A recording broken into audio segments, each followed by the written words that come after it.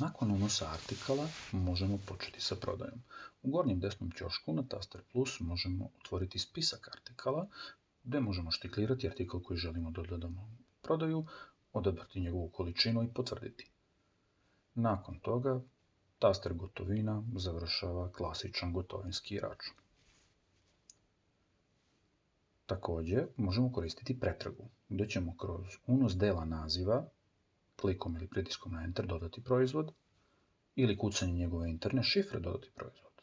Također možemo kucati količinu puta šifru proizvoda kako bismo dodali veću količinu odjednom ili je naknadno izmijeniti tasterom 3 tačke i količina gdje ćemo uneti količinu artikala.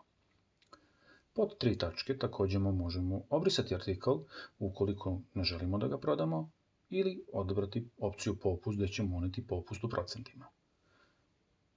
Opcija cena nam omogućava da menjamo cenu u momentu prodaje.